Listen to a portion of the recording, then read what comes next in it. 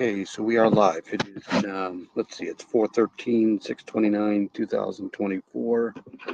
And I just figured I'd come on and give a quick update on the tropics since things seem to be heating up there. So let me play an intro and I'll be right back.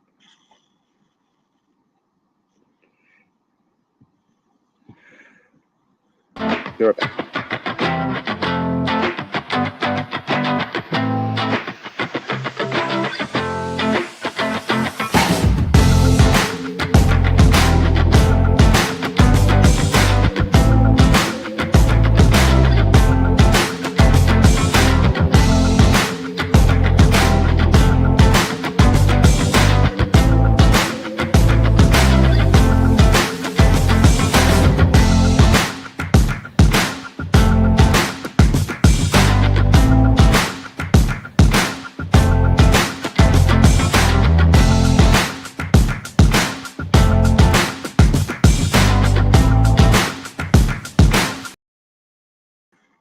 All right, so I just wanted to come on here and give a quick update on a couple things going on in the Atlantic since it is hurricane season officially.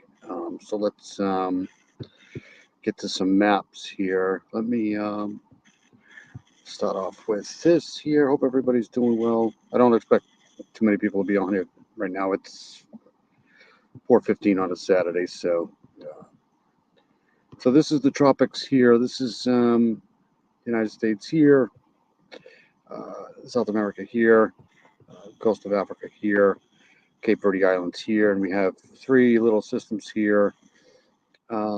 This one being the main problem right this very second, Tropical Storm Beryl. That's correct. Beryl is the name. I don't know where they come up with these names, but it's not my call. And then we have this system here. I myself personally am going to be taking a interest in this one here for the next couple of days. But let's focus on Beryl right now. We'll get some coordinates and some warnings and watches here. Then we'll check some ocean temperatures and hey, buddy. Hey, Charlotte, how are you? Good to see you. Just going over the tropics over here in the Atlantic. Hope you're doing well. Haven't seen you for a while. Good to see you, though. All right, so this is the messages for Tropical Storm Beryl, and this came out last night, 5 hours ago at 11 p.m. Atlantic Standard Time. This is the second advisory on this, so it must have become a tropical storm yesterday, a few hours ago, because it was a tropical depression. But so Tropical Storm Beryl is expected to strengthen and become a hurricane, and when it reaches the Windward Islands, bringing heavy rainfall, hurricane force winds, and dangerous storm surge. Hurricane and tropical storm watches will likely be required for portions of the, especially the southern Leeward Islands, early Saturday. So let's see here. Let's give this a try here. So this is today at 11 o'clock, and this is Saturday at 8 p.m. So it's going to remain a storm for the next day or so. And by Sunday in the evening, it's going to start churning more into a hurricane system here. It could form sooner than that. But the advisory right now is, let me get some, hold on a second.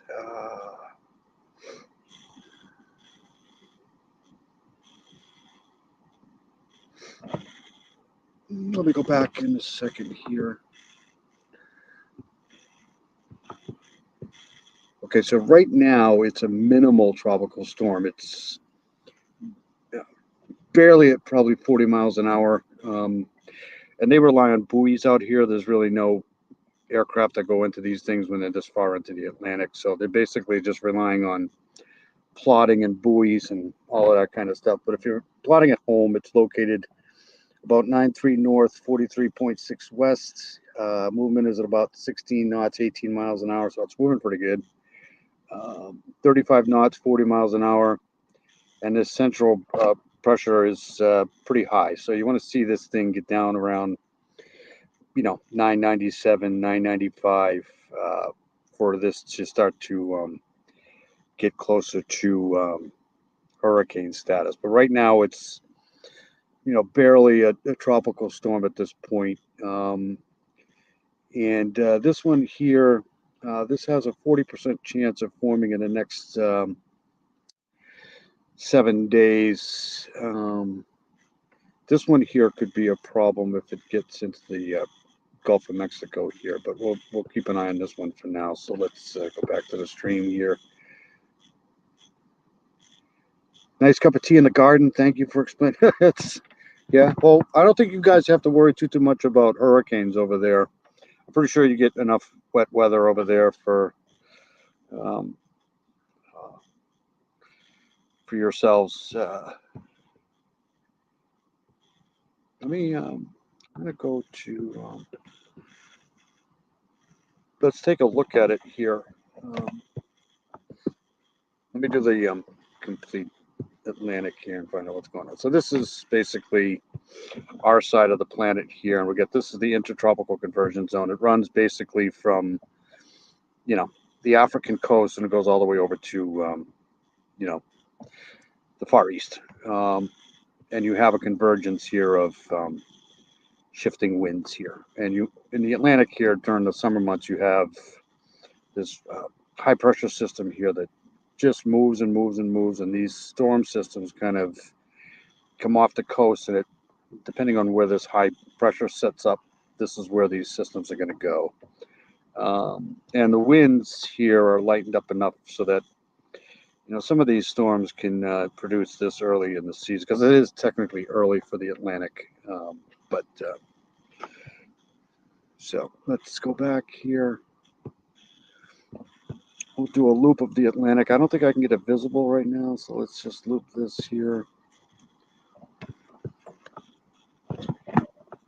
So I just put this into motion here. Let me put some latitude and longitude lines in here. So this is where the storm is here. The center is right there. So it's, you can basically see a good center forming here. You get some outflow. Here's another system here that just came off the coast not too long ago here, but this is just a cluster of storms at this point. It's just there's no defined center here yet. This one here does have a defined center, and it's basically right where my mouse is. That's basically where the center, if there's a center, it's right about there. And you can see some outflow here. When I go to the water vapor, we'll see it a lot better. But let's go over to the Caribbean here. This is the Yucatan Peninsula right here. And this is the other system here. But it's interacting with land here, so it's not going to get formed too much here once it's over this peninsula here. So if this gets out into the Gulf, though, it may follow the same path the other two did into Mexico here. But this is the problem right now. Let's go to a water vapor so we can get more. It seems to be moving at a pretty good clip here, though. So it's, you want to see these things. And there's the center right there, right in there. That's pretty much the center, maybe off to the west a little bit, right in there. But this is moving pretty quick. So when they move quick like that, they don't really have time to, get their act together. So this may slow down a little bit. You're getting some shear here from whatever is. Let's go to the water vapor, though. We'll get a better idea of that. So I'm going to go now to the water vapor, and this is what I like to use because this is the moisture that's in the atmosphere here. This is the vapor, and this is coming from a satellite. So, and you can see, some dry air in here, and dry air here. There's a swirl here, high low pressure here, upper level atmosphere, low pressure here. There's another system that's going to be coming off the East Coast tonight. We're going to get some rain here in New England. And there's our other system here, which is in the Yucatan Peninsula here right now. But if this moves over into the Gulf here, into these nice warm waters here, this this may be a problem too. Like I said, for once it gets into the Gulf, but we'll get a storm track on that fairly soon. So this is what's going on with Beryl here. Getting some, flare-ups here and there. Everything seems to be more on the western side of this. There's really nothing on the eastern side of this storm, but you're seeing some outflow here, which is, once the temperatures get warmer today, you'll probably see this get better organized today here. So let's. Liquid sunshine is good.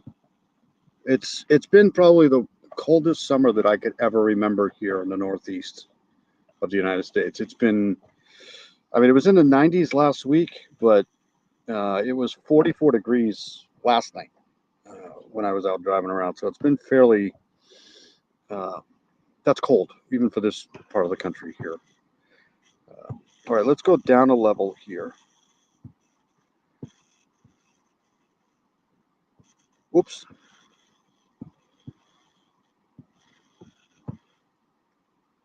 So I just went down to the mid-level here, basically just going down, zooming in a little bit from the satellite. And here's that dry air here that I mentioned earlier.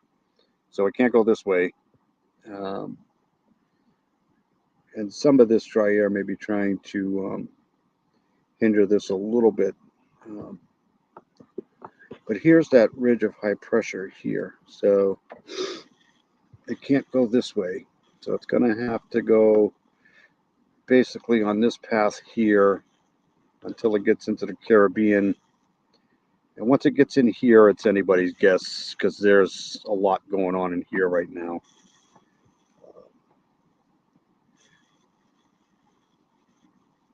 There's this other system coming off the coast here. This one may form too. It's just going to take more of a southern track than this one here. So, but you can see some flare up in here for sure.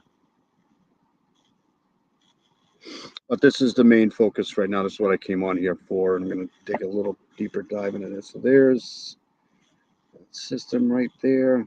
And you can definitely see outflow here on the bottom and on the top here. So let's go down another level, then we'll get a storm track here.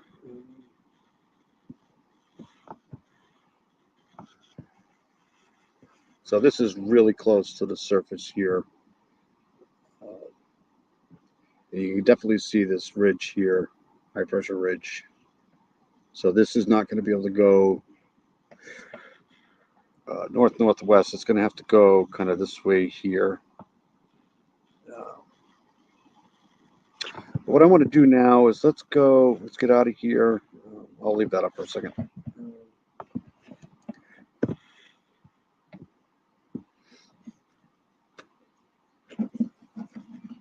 I've been following hurricanes for, 40 years or so. It's a little bit easier now with the satellites, but years ago we used to have to plot things by maps and radio signals and ham radios. It's a lot easier now. All right, so what I want to do. So let me stop sharing this for a second.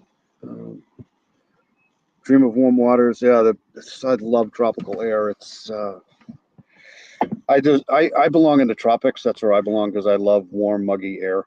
It's just, when you're up here in New England, you never see tropical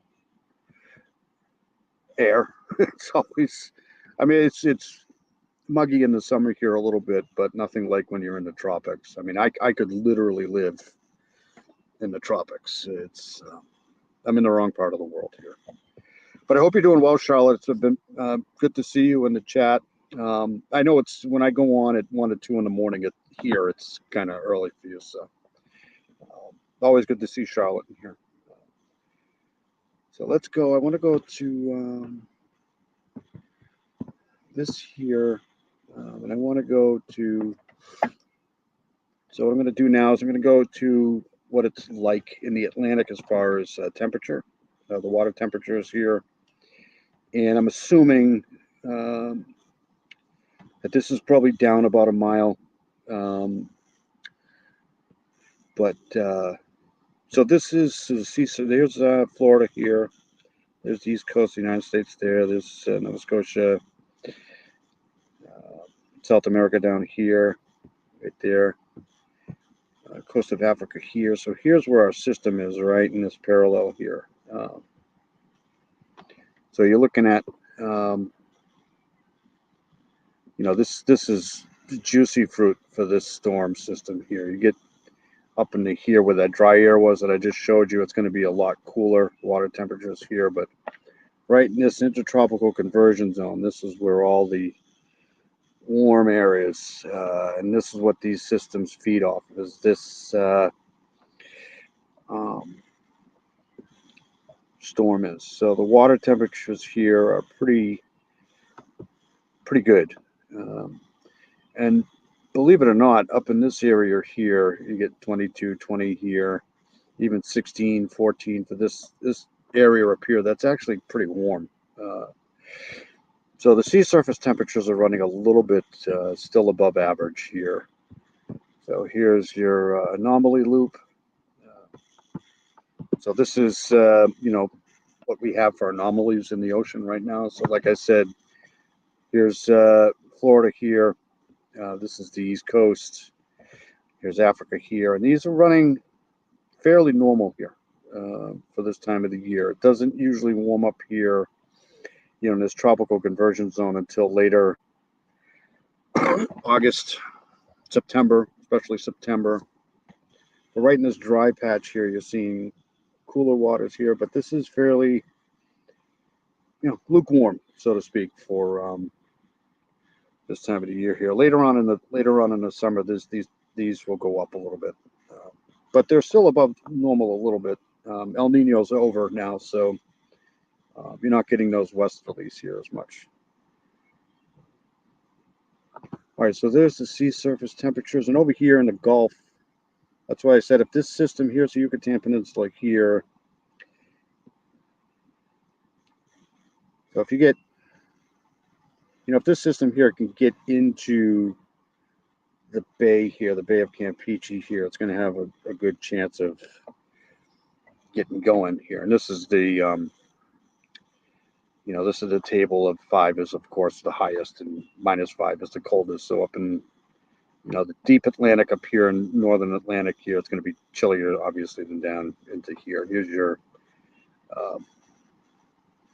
Gulf Stream here, which comes up, wraps around Florida, comes up to about New York here. So it's usually warmer ocean temperatures here along the seacoast, North Carolina, Georgia, even as far as sometimes Delaware. But once you get to New England, it really temperature starts to drop off. That's why you don't see a lot of these storms, get up into here. Once they get up into this water here, they become extra tropical, which means they lose all of their, tropical characteristics and become basically just an ocean storm. All right, so 928 here. Yeah, that's classic. That was a classic movie. It really got people's attention when it came to tornadoes, because before that, like I said, I used to sit on, when I was a kid, I used to sit on the bed with maps upon maps upon maps of the Atlantic. I used to have ham radios and CB radios and stuff like that to try to pinpoint where these systems were, because there was no such thing as digital back then. So you relied on, your local media outlets and ham radio operators to tell you where these systems were. But nowadays it's so much easier with satellite and digital technology. It's you can see these a lot better. Whoops. All right, so I'm going to go to a storm track.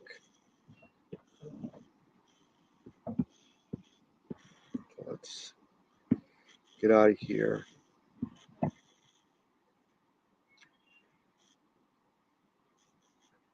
What did I just do? Did I just do the sea surface? No, I did. Okay. So what we're going to do now is go to model guidance here.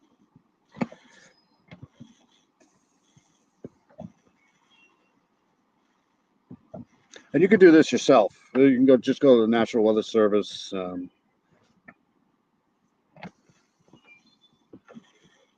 Click of a button these days. It's not as complicated.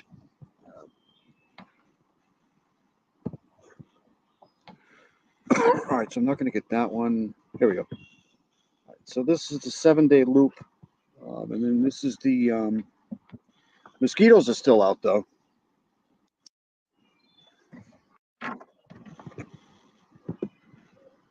So this is the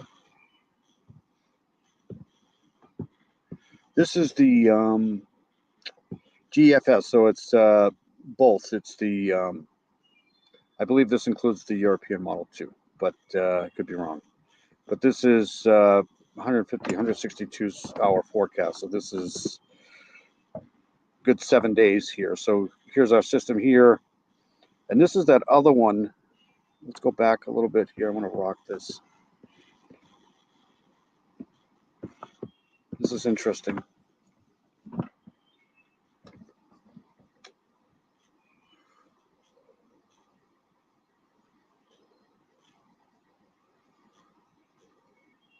All right, so let's stop that there. I can't.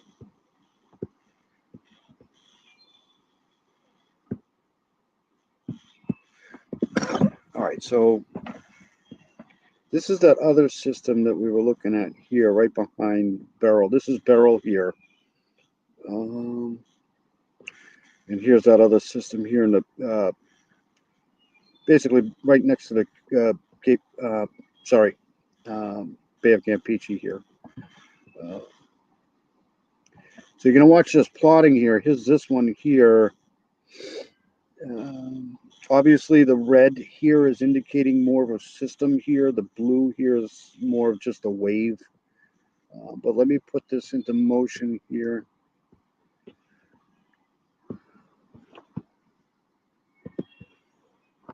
So you see this one basically just following the same path as the other one. That's bizarre.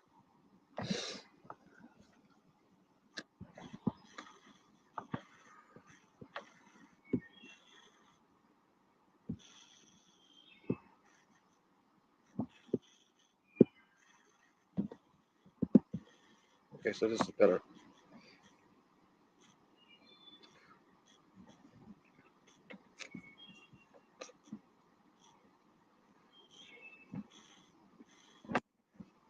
All right, so basically what you do is if you take let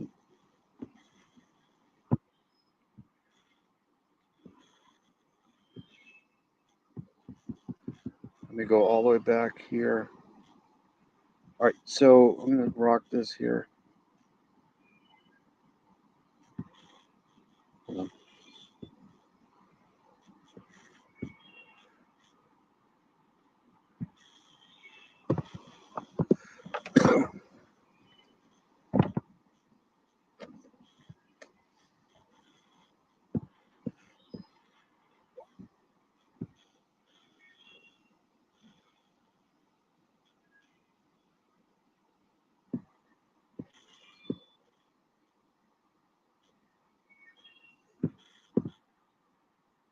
Okay, I think I got it now.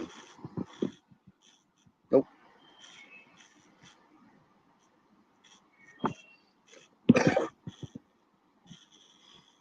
I'm trying to set it up so I can rock this here.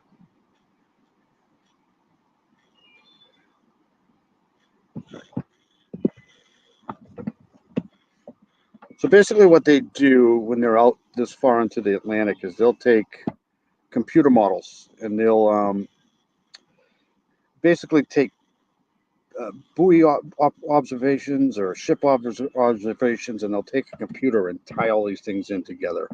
And these are all computer models here. All these different lines you're seeing in here are all the different computer models. The major ones are the European model and the GFS, which is the American model.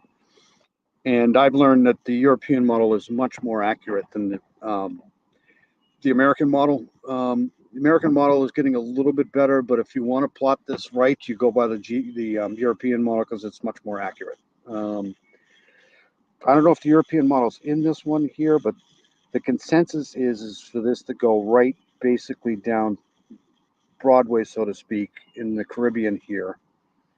I wish I could stop this.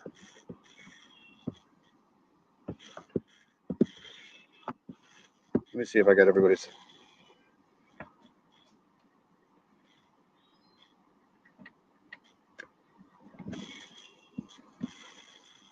Yeah, it's like I've been doing this forever, so it's.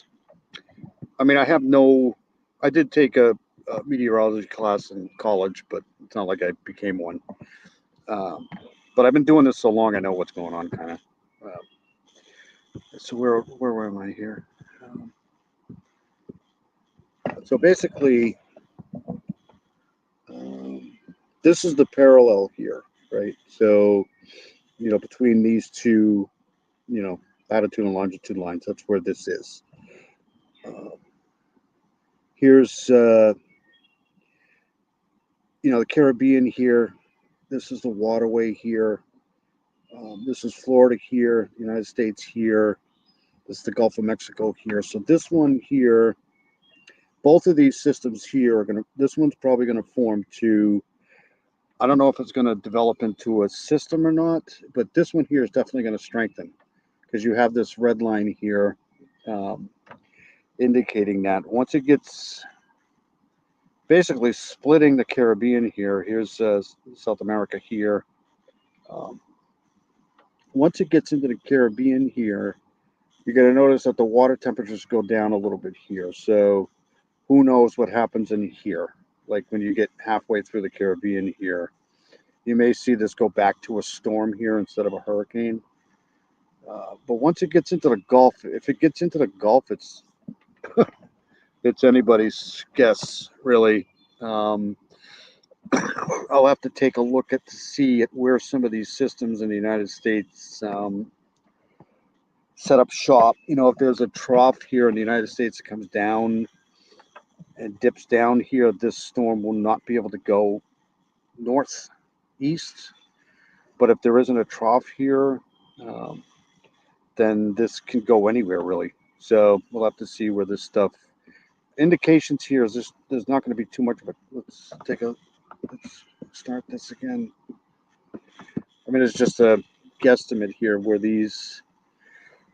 So let's go all the way to, here's that other system that's going to follow right along path this other one. That's bizarre.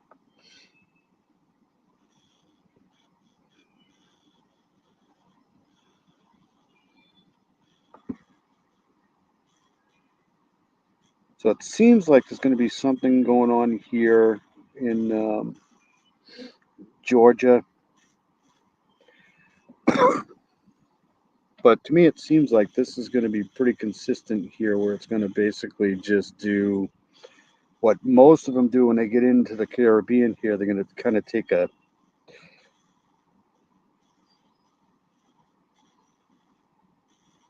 right into either Texas or if I was anybody in the United States, I'd be watching this now, especially in the Gulf states here, because this has potential to be a pretty good system, especially if it gets into the Gulf here. But for right now, in a 7-day forecast, they have this basically right down the center of Broadway here in the Gulf, and depending on which avenue it takes, if it goes over the Yucatan Peninsula here, it's probably going to weaken a tiny bit because it's going over land. But if it skirts through here,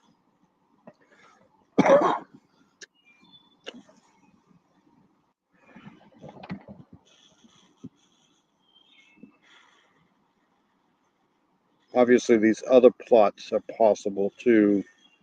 But the consensus here is once you get to, I don't know, about day 6, day 7, everything seems to be pretty much in line with this, majority of the plotting here. But everything can change here. But let's go back. I'm gonna stop sharing that for a second.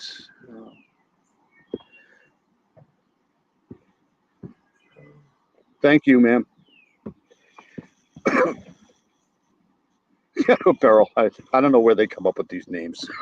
It's so weird. All right, so what am I doing now? I'm going to go here, back to this here, because I want to see.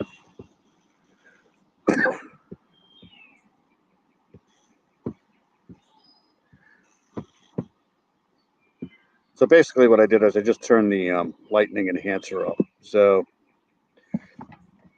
yeah, this is a weak tropical system right here, but you're starting to see, some thunderstorms towards the northern sector here. These are the density of the lightning strikes. So once you see these power storms start to get more wrapped in the center here, then you're going to see more strengthening here. What you want to see is that the pressure, if the pressure goes down, it's at 1,006 millibars right now, so it's barely a tropical storm. But once it gets into here, it's going to be a little bit more favorable for development because the water temperatures are a little bit warmer. It seems like it's getting a little shear from this system here right now, and it could be getting a little bit from this here too. So, and let me see.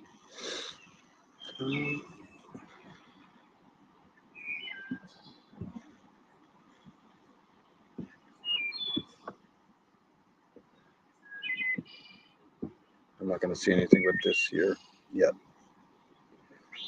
It's too dark. All right, so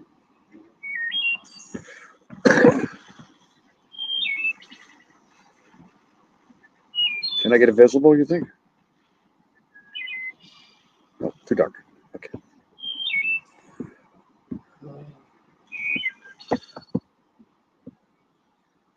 So this is the cloud top phase. So you got, the reds, so the higher cloud tops are your reds.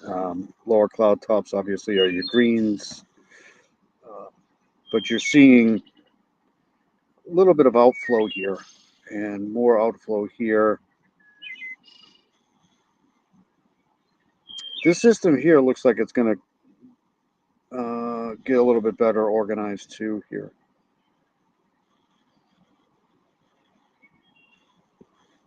See, it's trying to form, but everything's basically to the west of this. All the cloud tops here are to the west. You want to see this wrap itself around here first.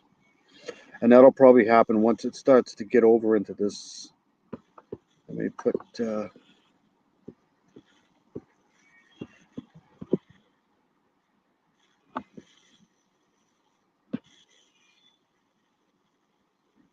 see, this dry air here is really trying to work itself in here. We'll see what happens with this dry air, but that could be why it's not as formed yet. Once it moves west here, it's going to get out of this cooler, drier air here and get maybe better organized. We'll see though. All right, so that's the tropics. I could go to, I don't think they got any reconnaissance yet out here, but once we get to, once it gets closer to the Leeward Islands, it'll, or the Lesser Antilles, it'll be a little bit better for, sending out planes into this. But right now they're counting on buoys and ship observations, and maybe we can get a buoy. Hold on a second. Let me stop sharing here.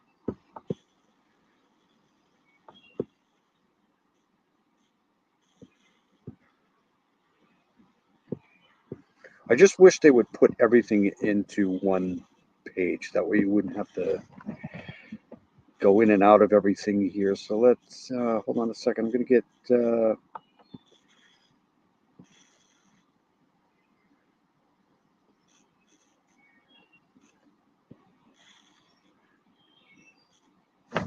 Okay, so let me share this here.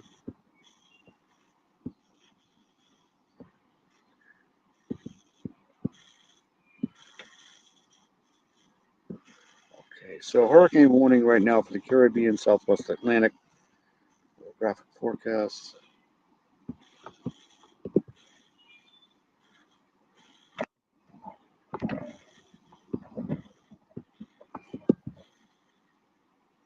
So this is the marine forecast here, and this is coming out of the Hurricane Center at Miami, Florida.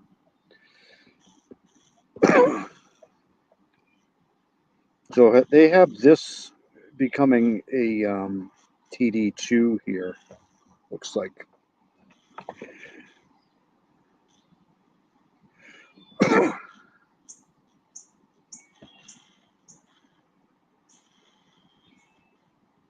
So a tropical wave located several hundred miles southwest of the Cabo Verde Islands is producing an area of disorganized showers and thunderstorms. The conditions appear conducive for additional development of the system. There's a tropical depression, but the problem with this system here, I think, is it's going to get kind of in the wake here of Beryl and get sucked up into this. So we'll see.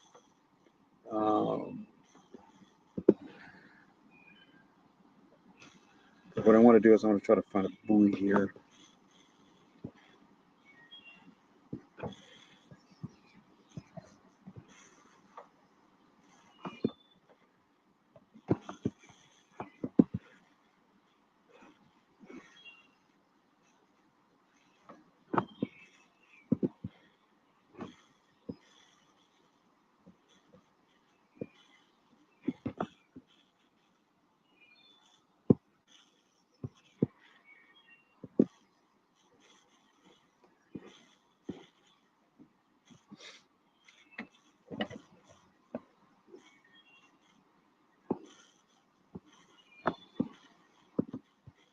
This is all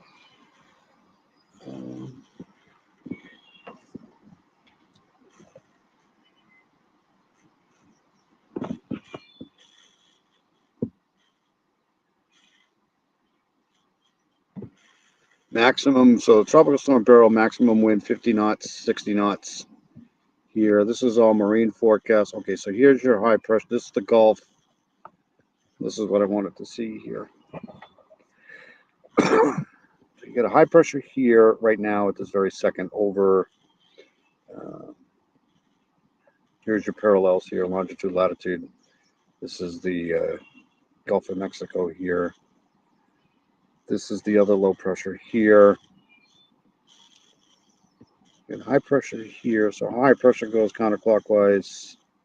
I mean clockwise, and then low pressure will go counterclockwise. So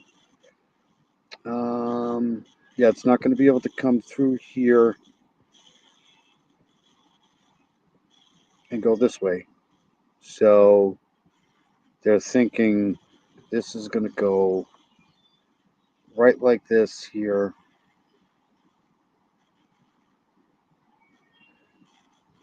And either go along this dotted path here or up into here, which is, this is Louisiana here, Texas, Louisiana area here. But if you live anywhere from, I would say, southern Texas to southeastern Texas, all the way up through the Louisiana Panhandle, the Louisiana Bayou area here, I would be watching this system here, because I don't think it's going to be able to take a right here because of this high pressure here. But things can change over time, and we'll keep an eye on it for everybody. But we do know that it's going to become a hurricane right until it gets into the Caribbean here. What it does after that, I'll keep an eye on it. I don't think I can get any buoy observations right this very second here out there. So, all right, I did want to play something else here. Let me get out of this here. Stop sharing that. Since we are kind of like a true crime thing here too.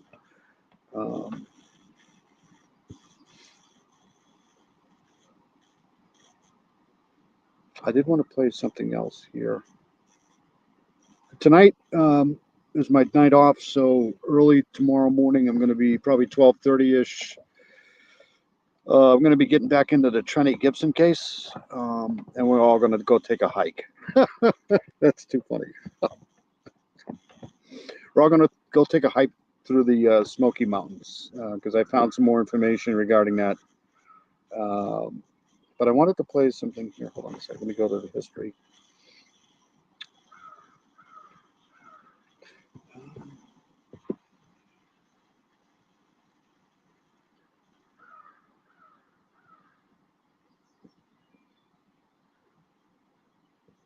I wanted to play something, but now I think I lost it. So, oh, this is it here. This is, so there was a cold case that was another cold case 50 years later. All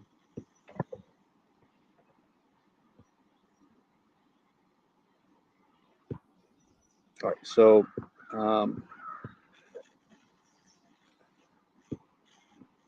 let me play this here. So there was an Indiana, listen to me, Illinois cold case, and they were able to come up with the identity of this Ohio woman 50 years later. This is what I'm talking about. Man, this is great shit. Thank God for technology, right? It's really good when you see stuff like this here because, so let's play this here. The Illinois court case victim identified as Ohio woman nearly 50 years after she was unalive. So let's play this. 47 years of only being known as Jane Doe, a woman found murdered on the side of the road in Grundy County in 1976, finally has been identified. Detectives say the woman's DNA led to surviving relatives. Our Charlie DeMar joins us now live. Isn't that great? I mean, wonders of technology, man. You know, 50 years ago, they had no clue of how to solve any case when it comes to stuff like that. Now they can just, from DNA technology, they can at least get the identity of some of these people that they had no idea. They had no idea who this person even was. This is great. Live in Grundy County, Charlie. And Erica, for nearly 50 years, a family from Ohio has been searching for answers, trying to find out what happened to their loved one who vanished from their home. I mean, it's not the greatest news if you're a family, because now, it's your loved one that got unalived, but still, it's a step closer to finding out what happened, right? Home some 50 years ago. Now that family finally has the answers they've been searching for. For nearly 5 decades, a woman found dead on the side of a rural road in Grundy County has gone nameless until now. Joanne, known to her family as Vicki Smith, who was 20 years old at the time of her death in 1976. Dignity finally bestowed on the victim of the heinous. 1976, that's the bicentennial year. So lots of tie-dye shirts, really, really brilliant colors, bell-bottom jeans, bouffant hairdos, really, really weird sunglasses. That's no cell phones, no computers, obviously. 1976 to some of us is a long time ago, bruh. This crime that shook the community in 1976. The case went cold. Until the Grundy County coroner took another look. The unidentified woman's remains were exhumed in 2018. This year, Jane Seneca Doe's genetic profile. I was just telling my daughter last night, if you want to get into a field, forensics is the way to go, man. Booming now. File led investigators to the Smith family, originally from Ohio. Even genetics, I mean, it's come so far. It's hard to believe that in just 20 years or so, we can now identify people through just a family tree. It's weird, but it's good. It's all good. I remember that morning that she went missing. Ronnie Smith says Joanne Vicki Smith was his older sister. She disappeared from their family home in Cincinnati in 1976. That's awesome, Charlotte. You're so smart. I wish I could have you up here on the panel one of these days. Look at this swing set. You can tell this is the 70s. This is the swing sets you don't see anymore with these bars. These were really dangerous. And these horses. Never to be heard from again. That wasn't something that was normal in our household. No one stayed out at night. That just didn't happen, not in my mother's home. Now, I can't imagine anything more devastating to be buried in an unmarked grave. Smith says while he has closure knowing what happened to his sister, his focus is now on finding the person responsible. We will always believe, and we will believe, that whoever perpetrated this crime against her, if they're alive, they will be brought to justice. And for William Button, It's amazing. the sheriff back in 1976, Unbelievable. I'll tell you the truth. Because look at what the DNA has done. and investigators say Joanne Vicky Smith was adopted and her name had changed several times, which added to the complexity of this case and tracking down loved ones. Now, relatives say her remains will be interned with her deceased parents in an upcoming ceremony. We are live in Grundy County. I'm Charlie DeMar, CBS 2 News. Erica? Charlie, thank you. I mean, that's just fantastic. Jane Doe finally Yeah, we'll play this one. Too. has a name. Joanne I got one more thing I want to share too before I get out of here.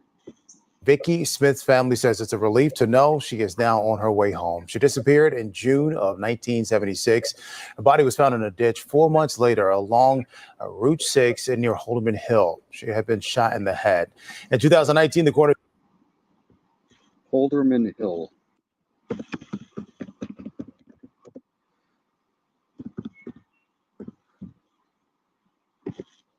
I don't know what that is. Oh.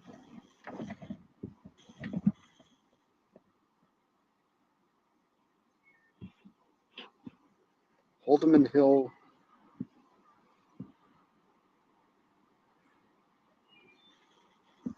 Trying to find this for you. Let me stop sharing this. No, you're brilliant, Charlotte. Let's see here. I am not.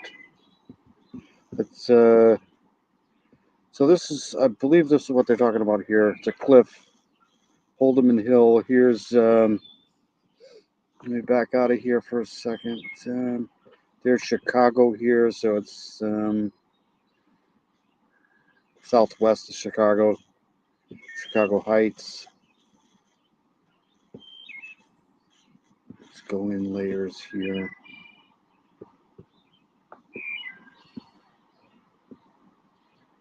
Way out here. She was found way out here.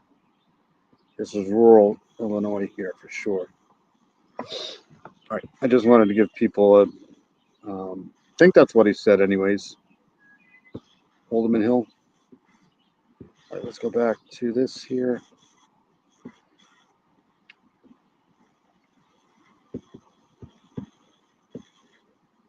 What a cutie pie. I mean, why would somebody do this to her? Just doesn't make any freaking sense, man. Look at those eyes. Beautiful. coroner's office started working with the DNA Doe Project, which uses genealogy to help ID the identified. It took 4 years, but they finally found her birth family. Most didn't know she existed because she was adopted.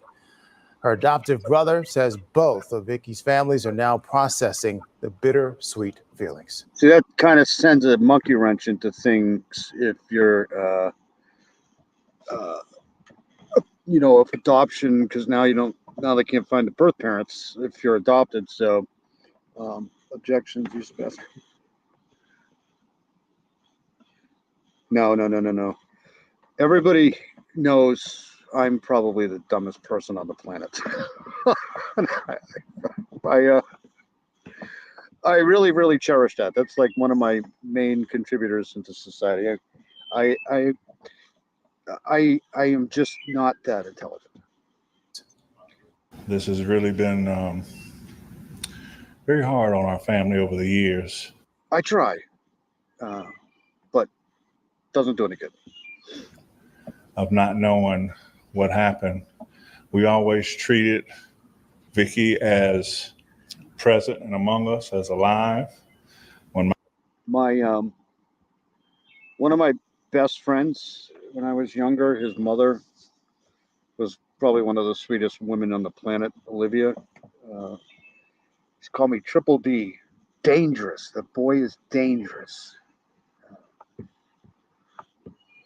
my parents deceased, she was always referred to in the present tense. Her brother says they'll have a celebration of life service this Friday in Cincinnati, where Vicky grew up, and she will be laid to rest with her adoptive parents in South Carolina. It's just sad. It's just awfully sad. It's horribly sad. It's just, senseless. It's just very senseless.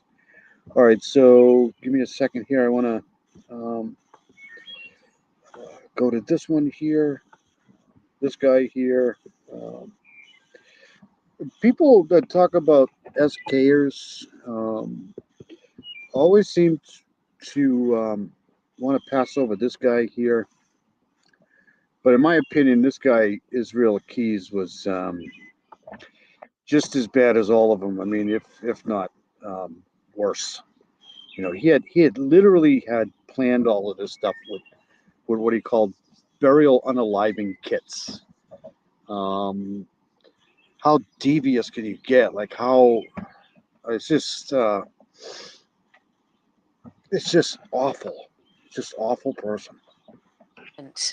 The series features some of the most evil people to ever walk the planet, including one Israel Keys. And I'm joined now by the two hosts of Deviant, Andrew Aydin and Dan Simatovich. They also produced the wildly successful podcast Down the Hill, which had millions and millions of downloads and listeners, and they're live with me now. And full disclosure, Drew Aydin and I have worked together before. I appreciate that, Charlotte. That's why you were the first one to get a wrench, because you're an awesome person, and I truly appreciate you being here on these lives whenever you can. Everybody, I appreciate everybody that comes on the lives, because just a regular average guy, we're trying to get some justice for some of these people because they deserve it, especially for the less fortunate, like kids and people who really can't defend themselves. That's what you look for, right? I mean, because if it wasn't for that, I wouldn't be doing this. This stuff is gruesome. I mean, this stuff is really bad. I mean, it's really bad to talk about this stuff and think about this. I mean, you should see my computer, my searches on my computer. I mean, it's it's awful. Not for me. Then his first suspected murder was in 2001, but he wasn't caught until 2012. How did he get away with doing this for so long? Well, frankly, Ashley, and thanks for having me, and thanks for having Dan and I. Honestly, Israel Keys was a planner. It's like you said at the top of the segment. This was a guy who used meticulous planning.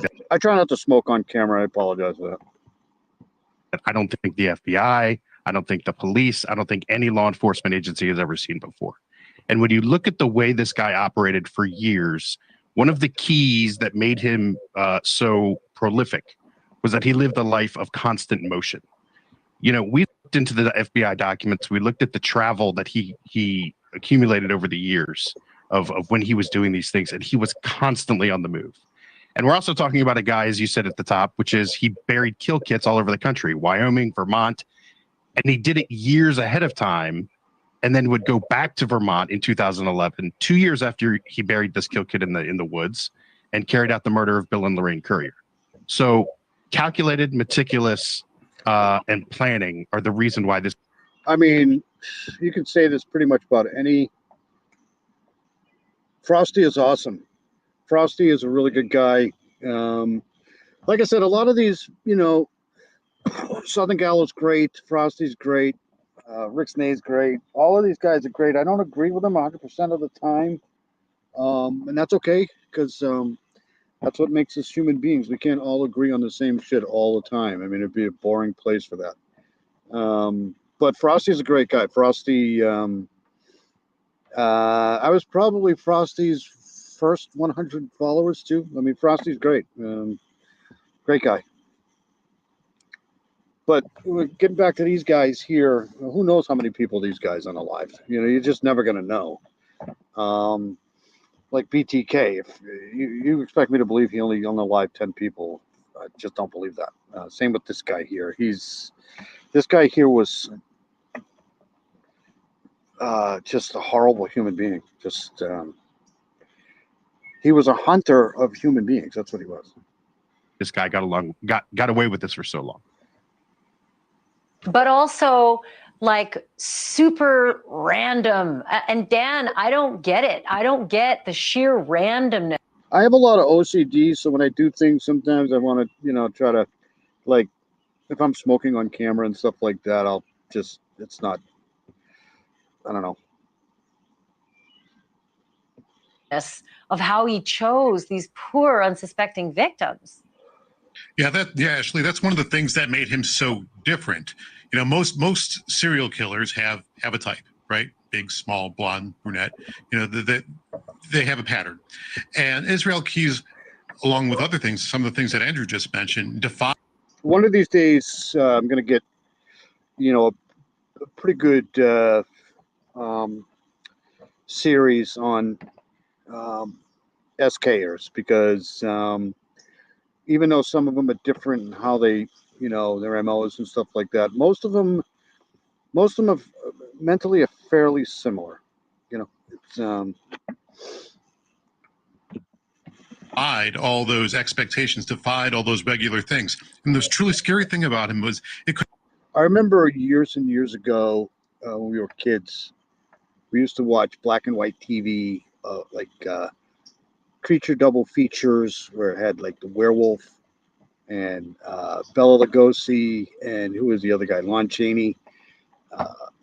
And we used to think, that was scary, right? And everybody used to tell us, oh, that's not real. Werewolves aren't real and stuff like that. But when you think about it,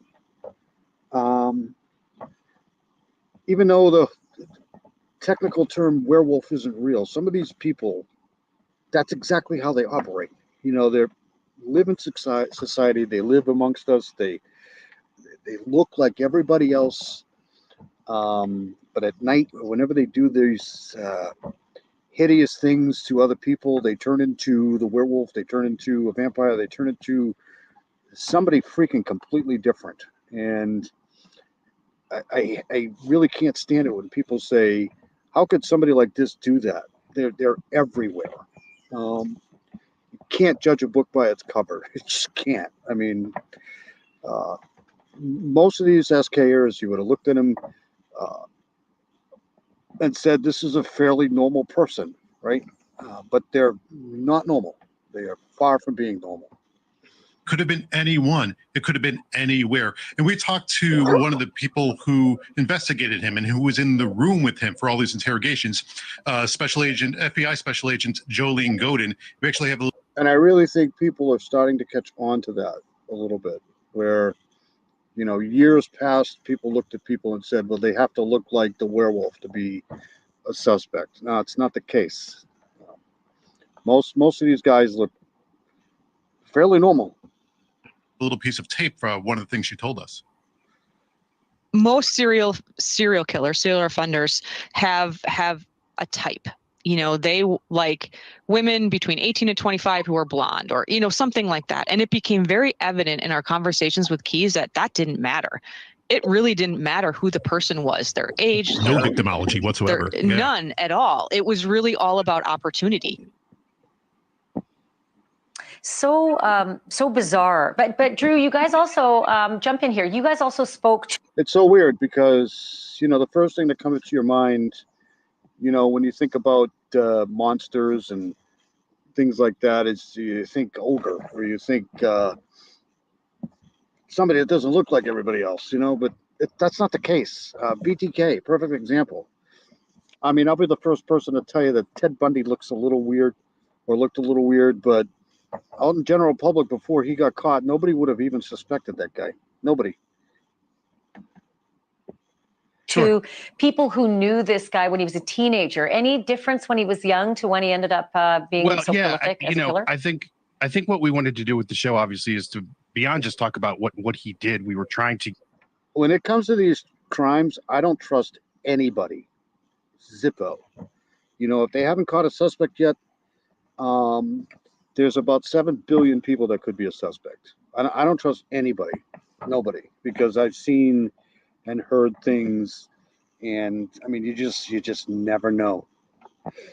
To get to the root, right, and really understand some of the early years of this guy's life.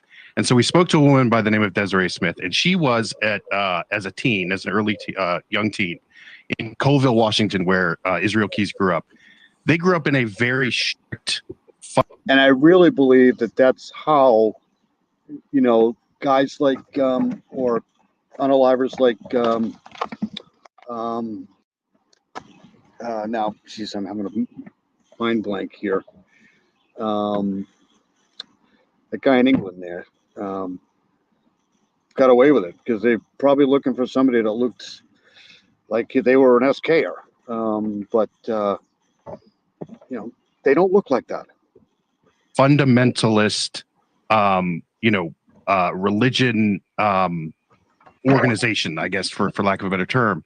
And it was it was rooted in a lot of what tenets of white supremacy, anti-Semitism. She has since renounced all of that. This is one of the best statements that I've ever seen in my life. This is exactly what I'm talking about. Plays, books, comics, films have always been cruel to the human form, portrayed physical differences or disfigurements as a feature of evil. I agree. Many individuals suffered diseases yet looked evil 500 years ago. I agree with that 100%. No longer a part of the community, but she talked about they don't look like that.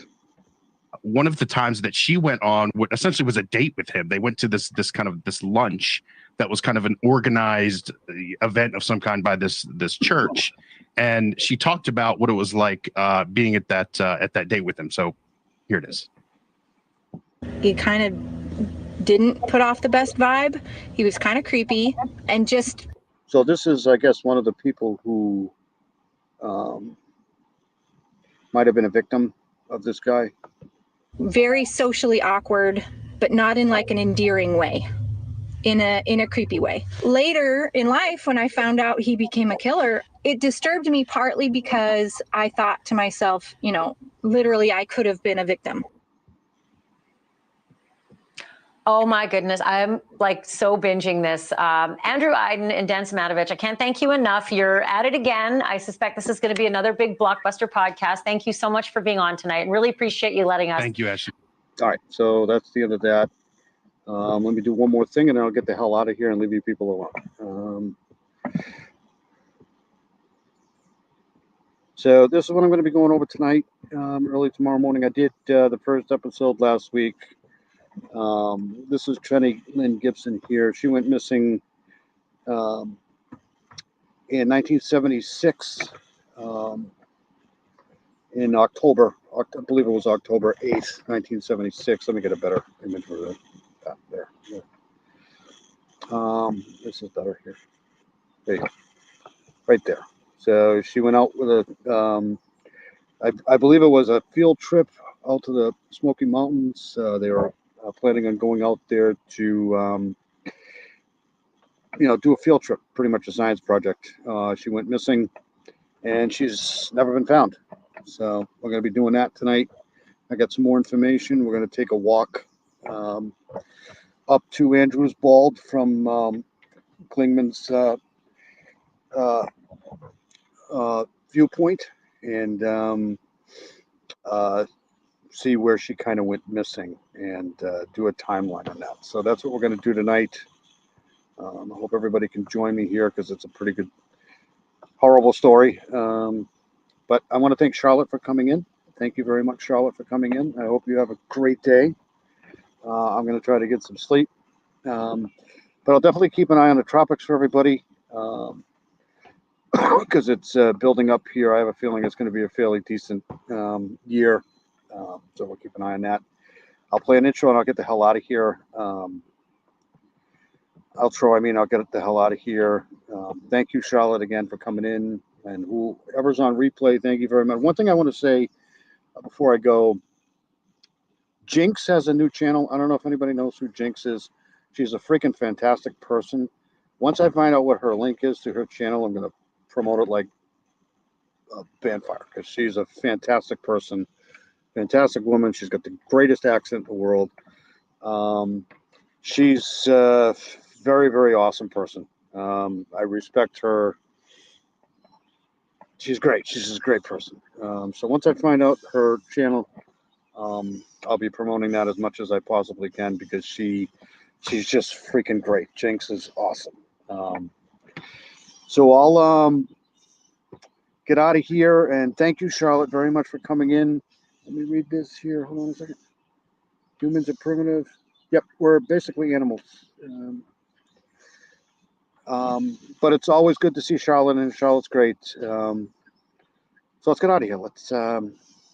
I'll play an outro and get out. Which one am I going to do? Let's do this one here.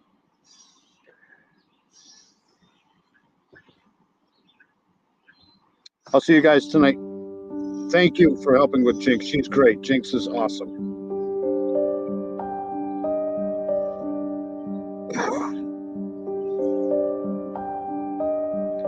Have a good day, guys.